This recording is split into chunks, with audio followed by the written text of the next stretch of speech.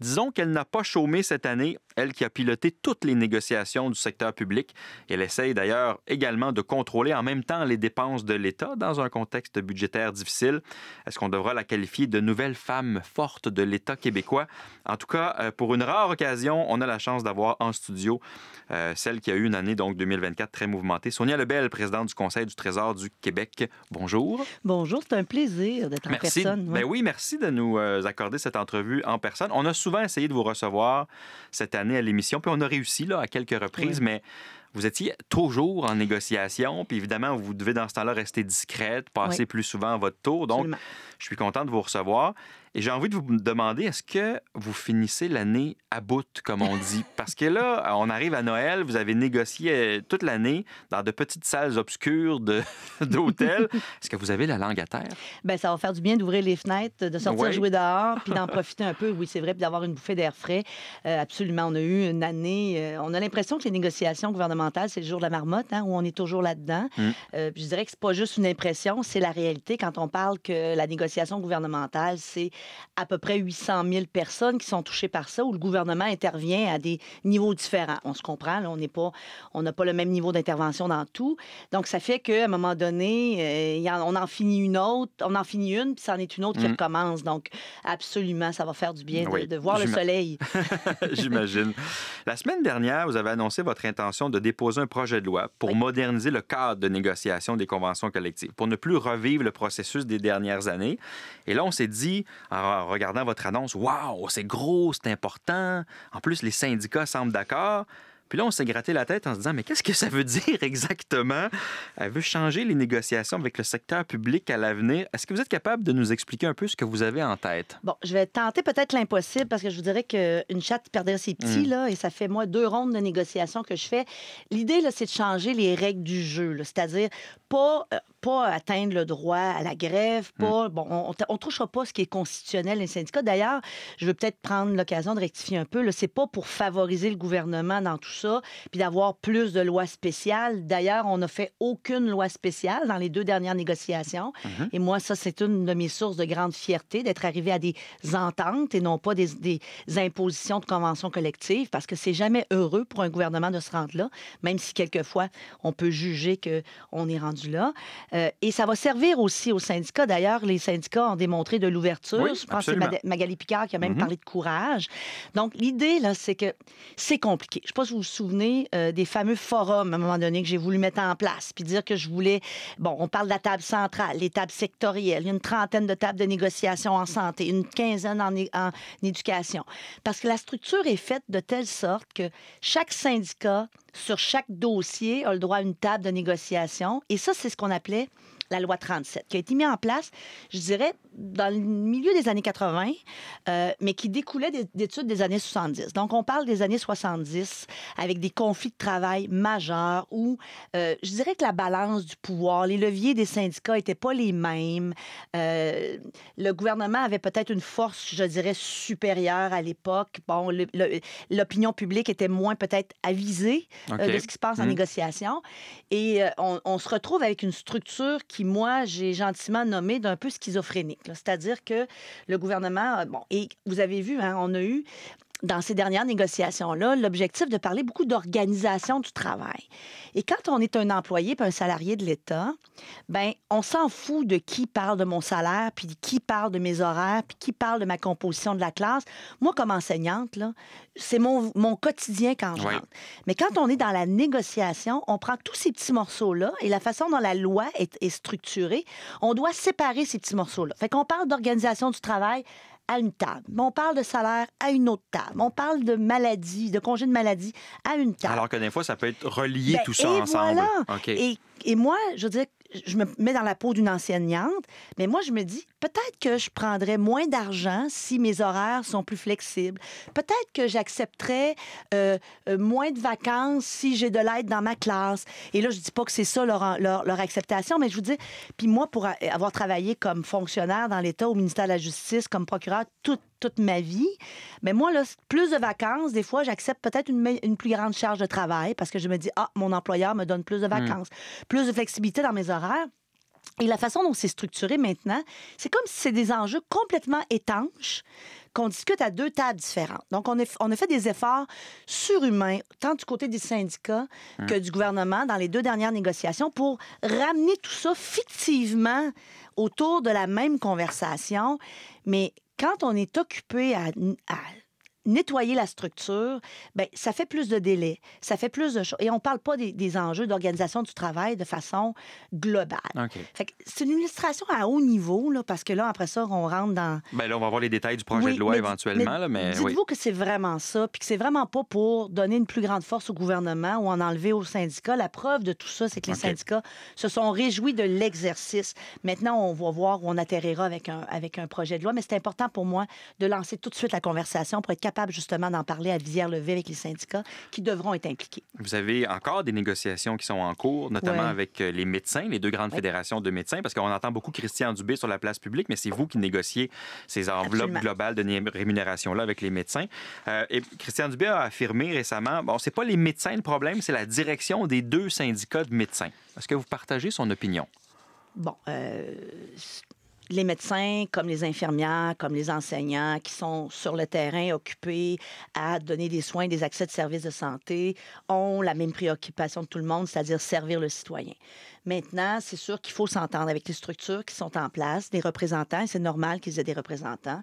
Moi, j'y crois à cette représentation-là. Maintenant, il faut trouver des moyens de s'entendre et présentement... Mais ça semble difficile. Bien, le nerf de la guerre ne peut pas être simplement de rajouter de l'argent dans les enveloppes à l'infini ou de la même façon que de rajouter de l'argent en éducation ou en santé.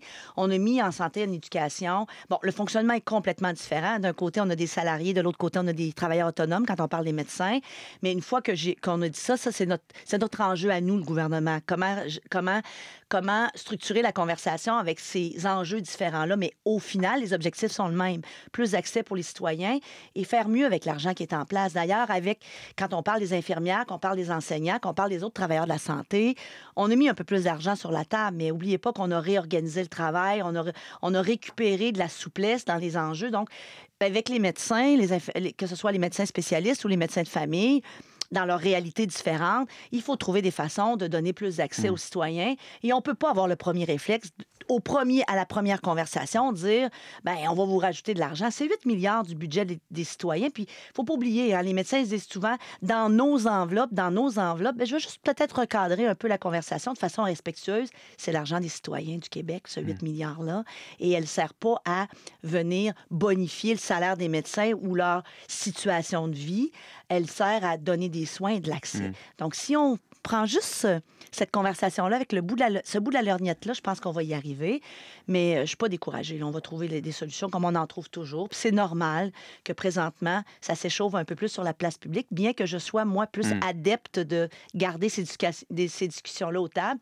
Mais je comprends, là, c'est difficile dans le réseau de la santé, fait que je comprends les conversations. Mais moi, je vais me concentrer sur la table de négociation. Dans le cas des éducatrices en CPE, il y a aussi des négociations qui sont en cours et des moyens de pression, d'ailleurs, qui ont commencé de la part de certains syndicats. C'est la 2e fois que vous négociez avec les éducatrices en service de garde. La dernière fois, vous aviez bonifié quand même pas mal leur salaire, mais il y a encore beaucoup de départs dans le réseau des services de garde, des éducatrices qui se trouvent mal payées, que les conditions ne sont pas bonnes, qui quittent. On en embauche, mais ils ne restent pas nécessairement longtemps. Est-ce qu'on a les moyens de nos ambitions pour avoir un véritable service de garde où il n'y a pas autant de portes tournantes? Oui, si on prend le service de garde dans sa globalité, c'est-à-dire les CPE, les réseaux familiaux, je pense qu'il faut les garder.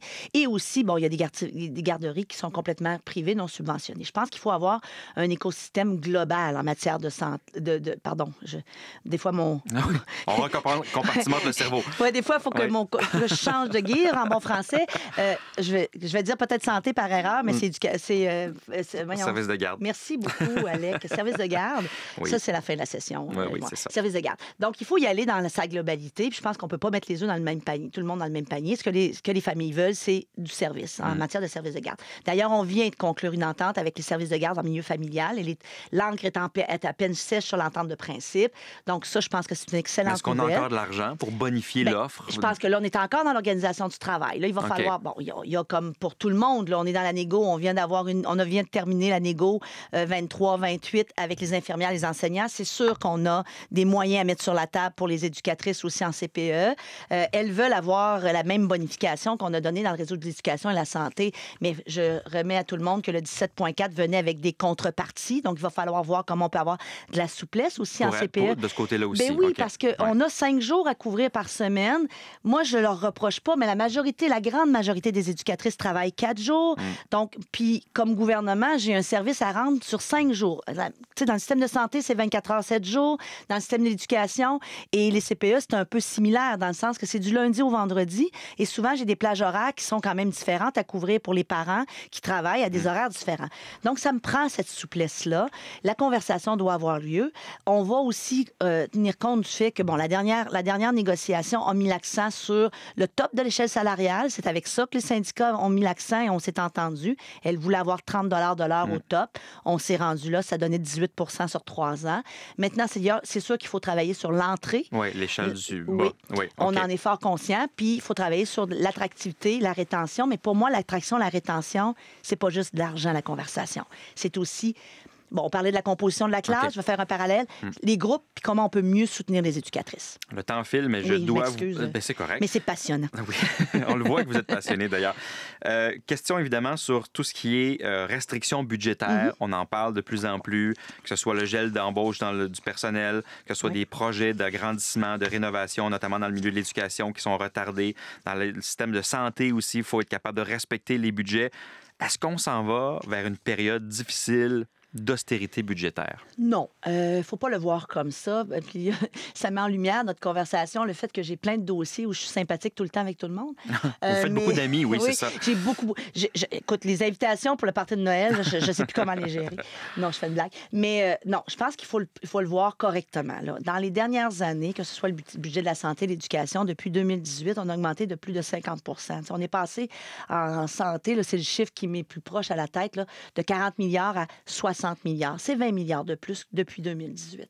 Le budget l'année passée, 24, celui que l'on vit présentement, on a eu des augmentations de 8 % dans le budget global. Donc, on est très loin de l'austérité. Mais malgré ça, je dirais que certains établissements, centres de services scolaires, ont peut-être été beaucoup trop enthousiastes dans la mise en place de leur budget dans la dernière année. Et ce qu'on veut éviter, ce qui est le message à tout le monde, c'est de respecter le budget. Il n'y a pas de coupure. Le chiffre qui a été déposé en 2024 par le ministre des Finances et la conclusion globale qui va être déposée dans le dernier résultat et qui était dans la mise à jour, c'est exactement ce qu'on leur a accordé. C'est un budget qui est connu. Mais il n'y a pas de coupure, mais il y a des conséquences quand même. Parce que lorsqu'on a plus de besoins que de l'argent disponible, il y a des compressions en francisation, par exemple, ou en service. Donc, il y a quand même des conséquences. Là, c'est deux choses différentes, Alec, dont vous me parlez. C'est-à-dire, est-ce que les besoins sont immense au Québec, oui, dans plusieurs domaines. Et oui, c'est vrai parce pendant longtemps, on a négligé certains secteurs et nous, on en a rajouté. Est-ce que les besoins dépassent présentement, potentiellement, dans certains secteurs, ce qu'on a mis sur la table? La réponse est oui, dans plusieurs secteurs. Mais à un moment donné, il faut aussi faire avec la capacité de payer de l'État. Mais est-ce qu'on a des coupures dans les budgets? La réponse est non. Et pour moi, c'est deux qu'on on peut pas faire les amalgames. Est-ce qu'on doit voir et réfléchir comment on va répondre mieux aux besoins grandissants? La réponse est oui, mais je vais vous donner la même réponse qu'en dans les négociations. Ça peut pas juste passer par rajouter de l'argent constamment. À un moment donné, on le fait, cette méthode-là, dans les années passées, dans les 20-30 dernières années. Puis comment ça se fait qu'on se retrouve avec un budget de 60 milliards en santé, puis on a encore les mêmes difficultés? C'est parce qu'à un moment donné, il faut revoir l'efficacité de nos façons de faire.